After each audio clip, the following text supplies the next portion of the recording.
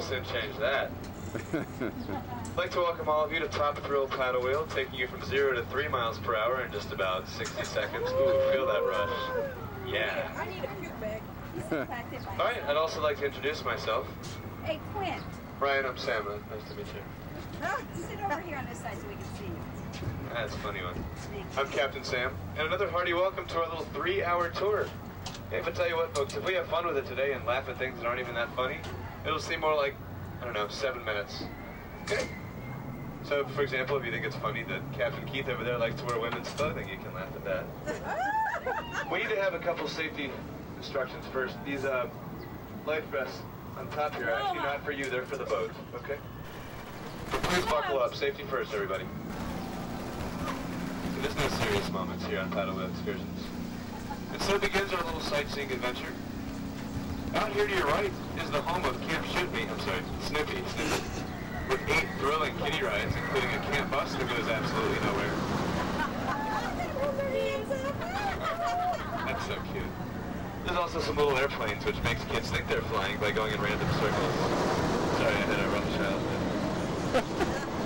No, actually on our last trip we saw a goose poop, and that was the highlight, so keep your eyes peeled, okay? Camp Snoopy is also home to the Woodstocks Express, the world's tallest, fastest, and meanest kiddie coaster, taking you 48 feet into the air, dropping you 4. Really quickly, though, it is actually taller and faster than the Cedar Creek Mine Ride, and that part's not a joke. And also on our last trip we saw a man with a mullet, it was funny. And this is Captain Hook Finn up ahead. Used to be, well, he was arrested for flashing, but I think he was framed personally. We'll have to see how that one develops. They're not getting any better than that. And that marks page 1 of our 48-page script. Okay. Over here on the right is Elton John and John Cougar Mellencamp with realistic animal motions. Disney would be proud. And over there on the left are some skunks, but I wouldn't worry too much about them because here at Cedar Point we've removed their stink glands. I guess you could say they're extinct like Paddlewheel Excursions. And Buck Skinner's up ahead with his wife, but don't try talking to her. She's such a stiff. They have a dog, though. It's a Cedar Pointer that they lovingly refer to as Spot.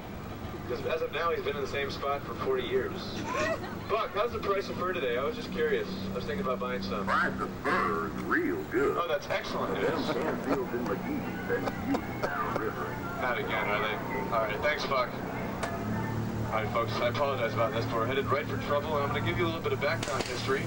The Campfields and McGees are 2 families that live directly across the river from each other. They've been fighting for years because both in the moonshine business. One of them claims that their drink tastes great, the other claims it's a lot less filling, and there's just no way to settle that kind of an argument as far as I'm concerned. Please cover your ears, folks. I don't know what that guy's doing to the barrel over there, but there's just nothing starting the day off with a couple of shots.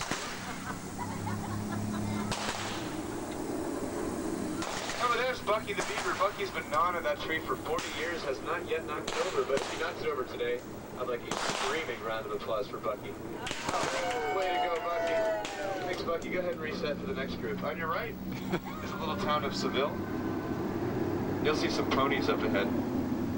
They usually sing to us, but they're not today because they're just a little hoarse. This is also the Indian trading post, and that reminds me of a funny story. I went to my doctor a couple days ago. I said, you know, doctor, today I feel like a wigwam, and yesterday I felt like a teepee. What's going on here? He told me I was too tense. See, it's funny because a wigwam and teepee are different types of tents, and still not that funny. We're headed directly into the Millennium Force right now, folks. Last year it was the world's tallest, fastest, and steepest roller coaster, and this year, because of the dragster, it's just feeling blue. But it will take you up a not too shabby 310 feet, dropping you 300 at an 80-degree angle with speeds of 93 miles an hour, which is about 90 miles per hour faster than we'll be going today. That's the Manta straight ahead. That's Cedar Point's standing roller coaster. I actually went to ride that a few days ago, but they made me get off because they don't allow bad stand-ups over there. And this is Cedar Point's one and only lighthouse on our right. Can anybody here tell me why we call it a lighthouse? Anybody? Why? Up there's a light. I like where you're going with that one, but it's actually because it contains 30% less fat than a normal house. But good try. Good try. Let's see what Professor Flingding McGurkus is up to. Looks like he's invented some sort of a flying machine. And This will be his 23rd attempt today. And he's failed miserably once again. Thanks, Professor. That's too bad, though, folks. Those wings are made out of flypaper, but he's got to work the bugs out first. Over there's the Iron Dragon. Has anybody been on the Iron Dragon by show of hands? It's a little slow, I know. It feels more like dragging iron, but it's one of 3 suspended roller coasters here. That means you're below the track when you ride, and the other 2 are Wicked Twister and Raptor.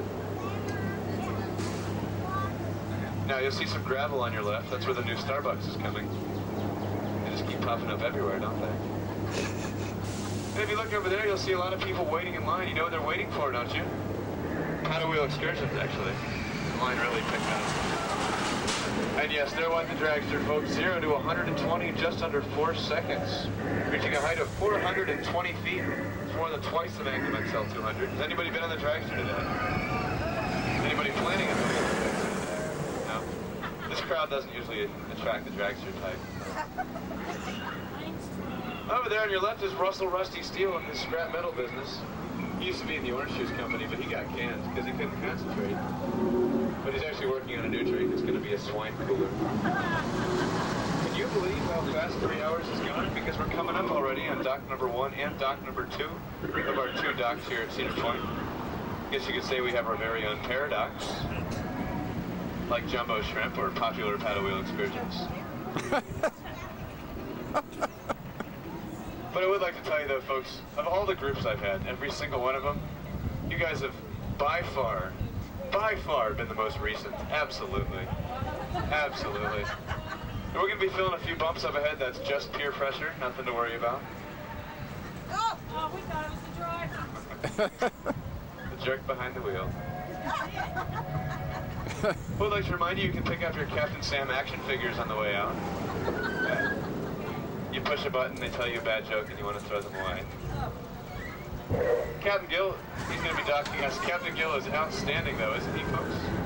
He's outstanding on the dock right now. All right, here comes a bump to the front. Hey, you folks can stand up now and exit out the front of the boat in the front only. If you didn't like it, you can go out to the left head first, okay? Please watch your step. Don't step on your watch. It's a big waste of time. And if you really liked it, please exit in complete silence. Thank you.